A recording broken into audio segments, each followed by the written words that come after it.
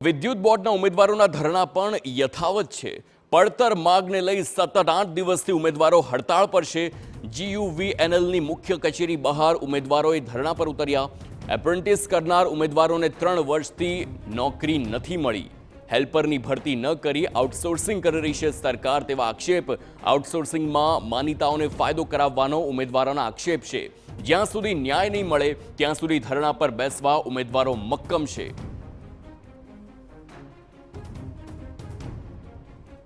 2022 में भर्ती आई અને અમે ફોર્મ ભર્યા છે, અમે ખર્ચો કર્યો છે, મા બાપને આશા છે કે નોકરી મળશે એમ કરીને અમે અહીંયા બરોડા વિદ્યુત ભવન ખાતે ઓફિસ ઉપર અમે બેઠા છીએ ને અમે હવે જ્યારે અમે સરકારે અમને કઈ બી રીતે અમારું જજમેન્ટ વહેલી તકે લાવે એવું અમારી ધારણા લઈને બેઠા છીએ। ભૂખ હડતાલ પર બેઠેલા છીએ, અંદરથી અધિકારી કોઈ જવાબ આપતો નહીં અને અમારી એટલી માગણી છે કે 18/2022ના રોજ 800 હેલ્પરની વેકન્સી પડી હતી, પણ આ લોકોએ હજુ સુધી એક્ઝામ લીધી નહીં અને જ્યાં સુધી અમને ન્યાય ના મળે ત્યાં સુધી અમે અહીં બેઠેલા જ રહેવાના છીએ।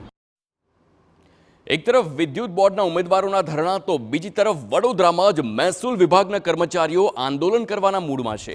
પડતર પ્રશ્નોને લઈ કર્મચારીઓએ કલેક્ટરને આવેદનપત્ર આપ્યું છે। જિલ્લા ફેરબદલની રજૂઆત સહિતની બાબતોને લઈ આવેદન આપવામાં આવ્યું છે। વહેલી તકે નિરાકરણની કર્મચારીઓની માંગ છે। મહેસૂલ કર્મી, તલાટી અને નાયબ મામલતદાર દ્વારા આવેદનપત્ર આપવામાં આવ્યું। જે પ્રમોશન સરકારશ્રીમાં તાત્કાલિક ધોરણથી આપવામાં આવે તે વિનંતી છે।